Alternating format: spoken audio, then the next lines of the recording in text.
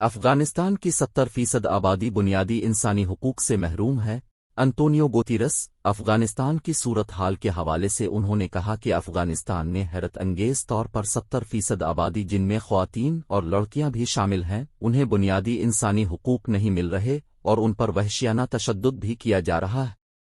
افغانستان میں بڑھتی ہوئی غربت، جبر اور جمہوریت کی واپسی کی امیدوں کو کچلا جا رہا ہے، جس کے سبب کے لیے ہم سب کو مل کر ان کی مدد کرنا ہوگی۔ سیکریٹری جنرل نے ترقی یافتہ ممالک پر ایک بار پھر زور دیا کہ وہ موسمیاتی تبدیلیوں سے متاثر ہونے والے ممالک کی مدد کریں اور اس تباہی کو روکنے کے لیے گرین انرجی سورس کی طرف منتقل ہوں کیونکہ کلائمیٹ چینج ہم سب کے لیے سب سے بڑا خطرہ ہے۔ گوتیرس کا کہنا تھا کہ یوکرین پر حملے کے بعد روس جیسے ممالک ہر ایک کے لیے عدم تحفظ کی دنیا پیدا کر رہے ہیں، جس سے ہماری زندگی کا اگلا مرحلہ شروع ہو گیا ہے اور اس میں تاریخی انسانی حقوق کی پامالی، خاندان ٹوٹنے سمیت امیدیں ختم ہو رہی ہیں۔